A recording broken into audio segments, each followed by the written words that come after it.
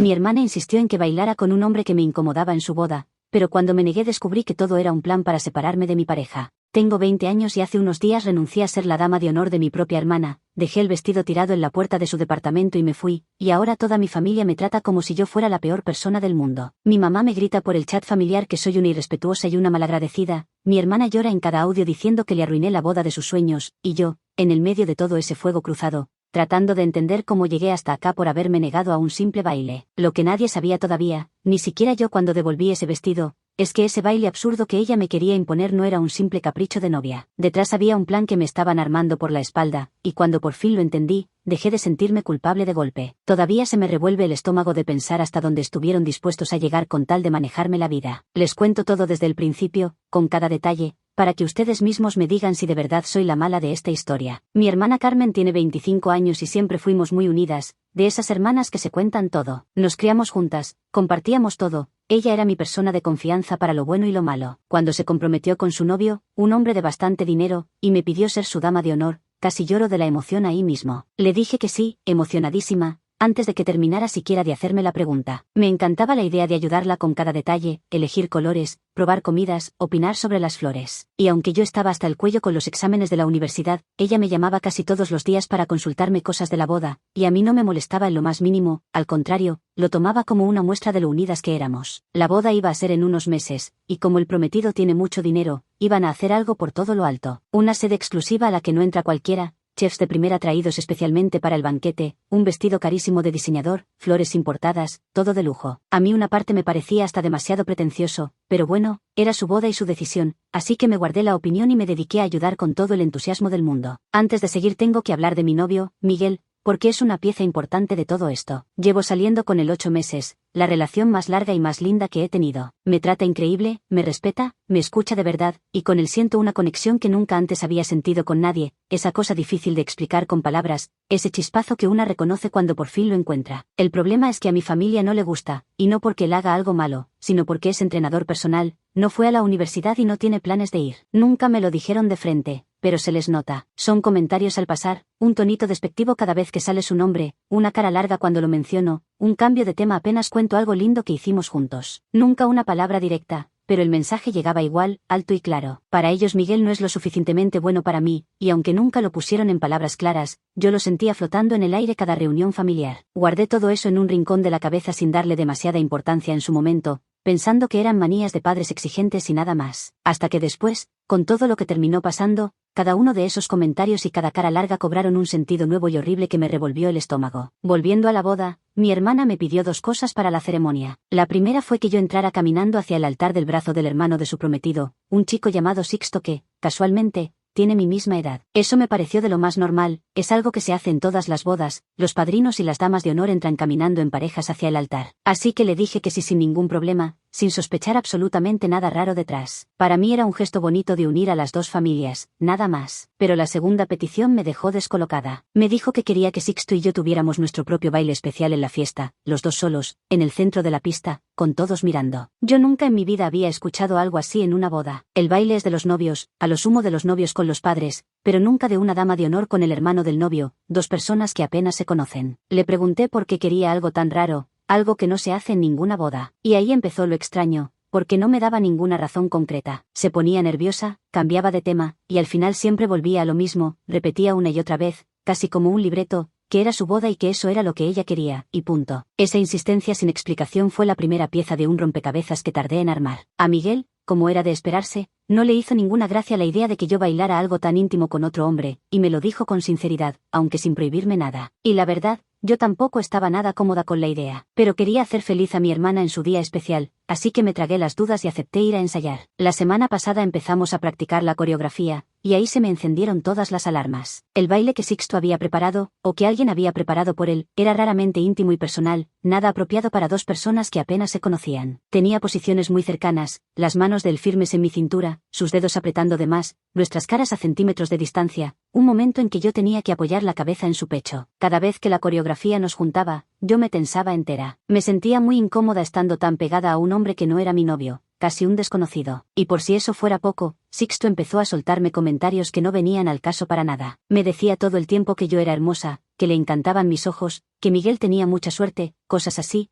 con una sonrisa ladeada bastante desagradable y una mirada que me recorría de arriba abajo. Salí de ese primer ensayo con el cuerpo tenso, casi temblando, y una sensación fea instalada en la boca del estómago. Era esa alarma interna que una siente cuando algo no está bien, cuando el cuerpo entiende antes que la cabeza que hay algo raro. Esa misma noche llamé a mi hermana y le conté todo, lo incómodo del baile, lo pegados que estábamos, los comentarios de Sixto sobre mi cara y mis ojos. Le pedí, de la forma más amable que pude, si por favor podíamos simplemente sacar el baile del programa, que con caminar juntos al altar era más que suficiente. Pensé que iba a entenderme al toque y a decirme que estaba bien, sin ningún problema. Pero no. Se cerró por completo. Volvió a repetir lo mismo de siempre. El baile era lo que ella quería, era su boda, y no se hablaba más del tema. Me dolió muchísimo ver que le importaba más una coreografía que mi comodidad. Así que le dije algo definitivo. Si el baile era tan innegociable, entonces yo no iba a poder ser su dama de honor. Me contestó, sin dudarlo, que el baile se quedaba. Esta mañana, sin poder aguantar más, agarré el vestido de dama de honor, ese vestido carísimo que tanto le había costado elegir, fui hasta su departamento con el corazón en la garganta, se lo dejé doblado en la puerta y le dije, mirándola a los ojos, que no iba a ser parte de su boda. Ella me miró con una mezcla de furia y de pánico que en el momento no entendí,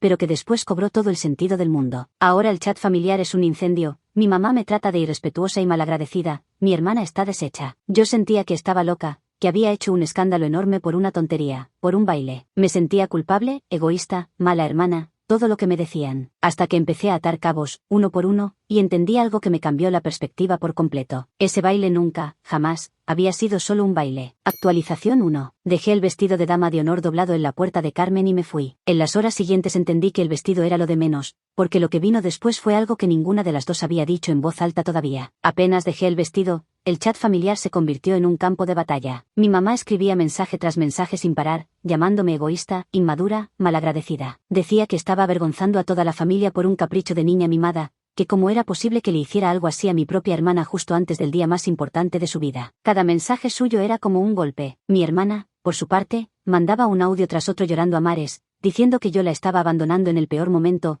que le arruinaba la boda más importante de su vida por egoísmo, que no entendía por qué de repente me ponía tan dramática y complicada por un simple baile inocente. Escucharla victimizarse así, sabiendo lo que yo sabía después, me daría todavía más bronca. Nadie, ni una sola persona en ese chat familiar, se detuvo un segundo a preguntarme cómo me sentía yo. Nadie preguntó por qué el baile me incomodaba tanto, qué había pasado en esos ensayos, que me había dicho Sixto. Directamente no les interesó mi versión. Todos daban por sentado que yo era la villana caprichosa y punto. Muchos de ustedes en los comentarios me preguntaron cómo reaccionó Miguel con todo este problema, y esa fue, de lejos, la parte más reconfortante de estos días. Me senté con él y le conté todo, sin guardarme nada, lo del baile demasiado íntimo, los comentarios de Sixto sobre mi cuerpo y mis ojos, la pelea fea con mi hermana, la explosión del chat familiar entero contra mí. Y Miguel, en lugar de ponerse celoso o hacer un escándalo como cualquiera hubiera esperado, me escuchó con calma y me dijo lo único que yo necesitaba escuchar en ese momento. Me dijo que confiaba del todo en mí, que lo que le preocupaba no era el baile en sí, sino verme presionada a hacer algo que me incomodaba tanto, y me pidió que hiciera lo que sintiera correcto,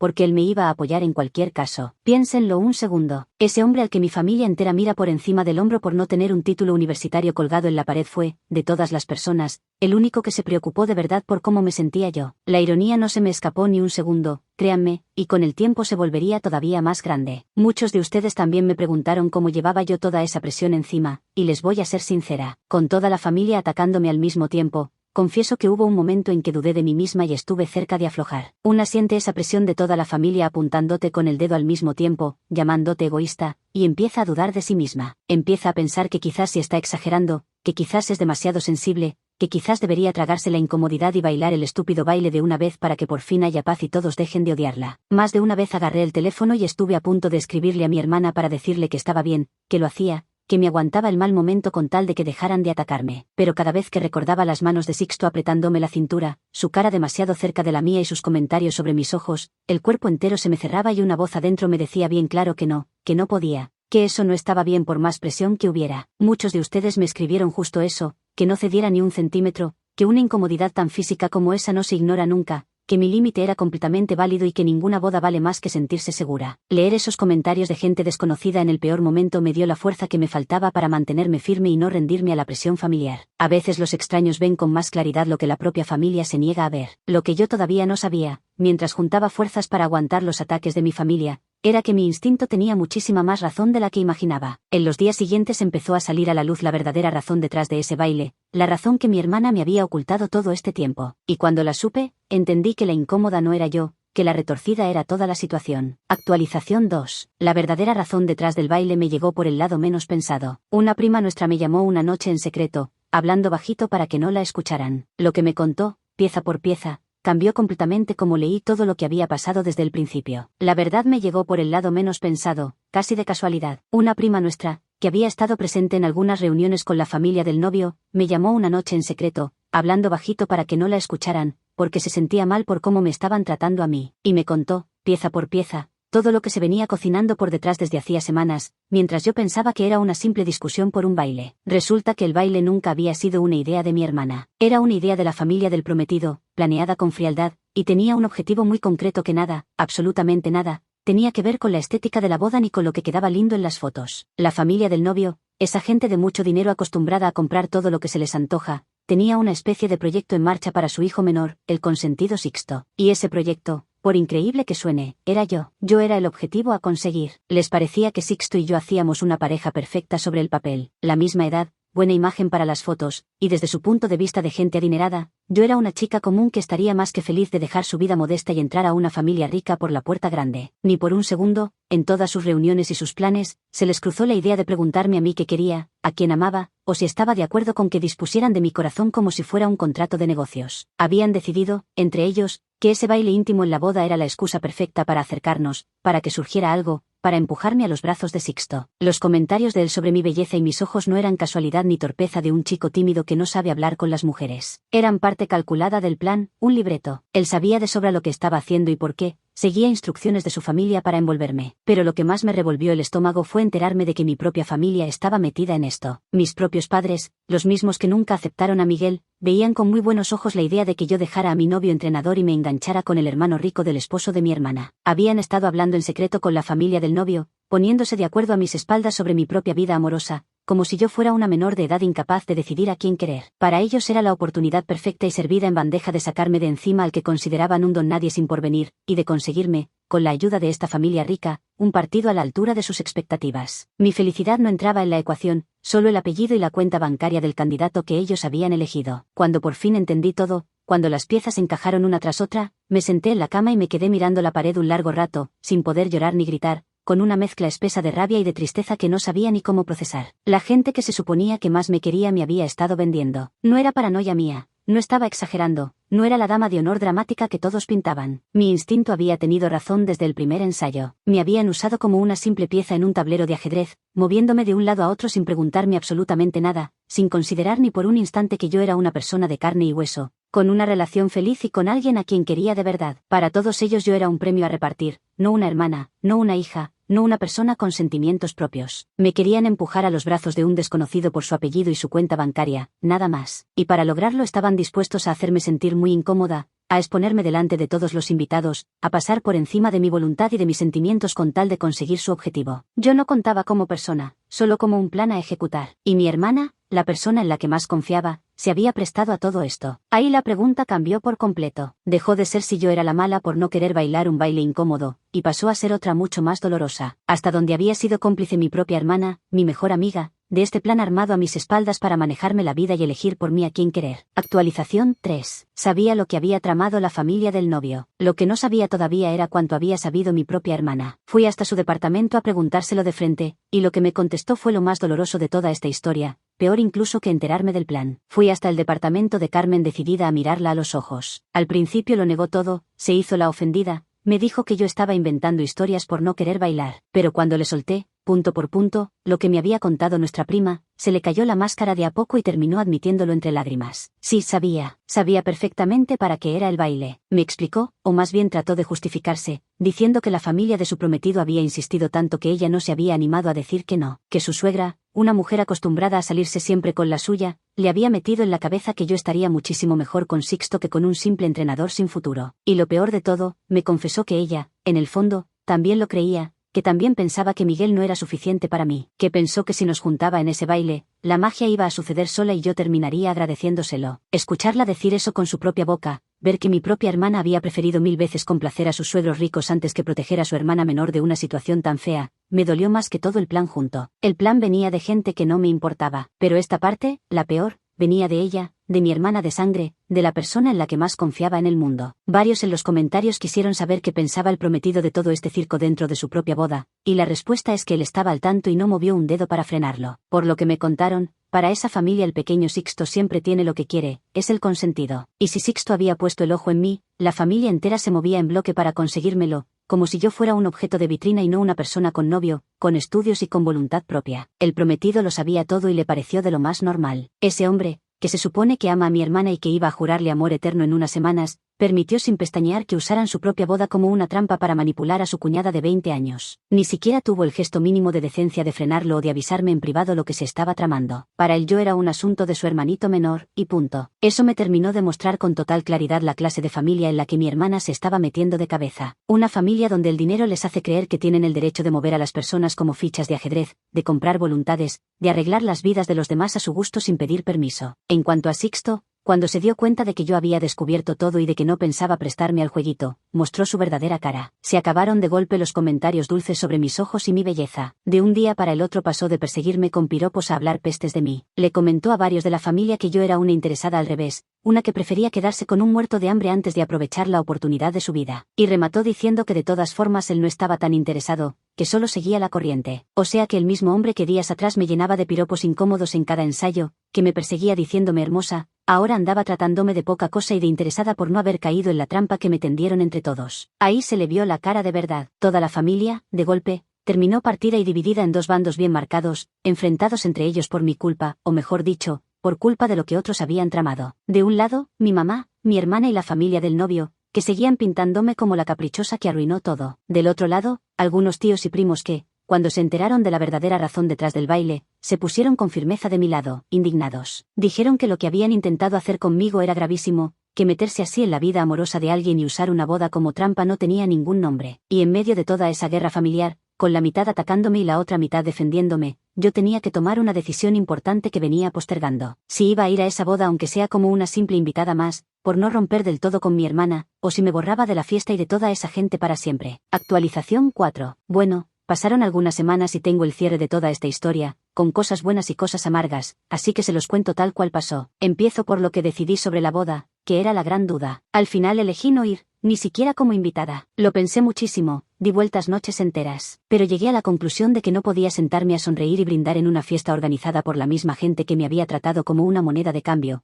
como un objeto para negociar. No podía celebrar junto a mi hermana una unión en la que ella había elegido complacer a sus suegros por encima de proteger a su propia hermana menor. No lo hice por rencor ni por venganza, lo hice puramente por respeto a mí misma, porque hay momentos en la vida en que quedarse callada y sonreír para la foto cuesta demasiado caro. Le mandé un mensaje claro y tranquilo, sin insultos ni reproches, explicándole que no iría a la boda. Le deseé lo mejor de corazón, pero le dije con todas las letras que necesitaba poner distancia de todo lo que había pasado, de la gente que me había querido usar y de ella, que lo había permitido. Ella me respondió con más reproches y más lágrimas, echándome en cara que yo era la que rompía la familia, todavía incapaz de ver que la que había fallado, la que había elegido mal, la que me había dado la espalda, era ella y no yo. La parte más importante para mí, y muchos me lo preguntaron, es cómo quedó todo con Miguel, y ahí es donde está lo bueno. Toda esta pesadilla, por más horrible que fue, me terminó demostrando algo con una claridad enorme. Mientras mi familia entera conspiraba para cambiarme por un hombre con dinero, el único que me respetó y me escuchó, el único preocupado por lo que yo sentía en vez de por mi conveniencia social, fue justamente el que ellos despreciaban. Miguel no solo pasó la prueba, la pasó de una manera que dejó a todos los demás en ridículo. El don nadie sin título, el entrenador sin futuro según mi familia, resultó ser el único ser humano en todo este asunto con la decencia de ponerme a mí, mis sentimientos y mi seguridad,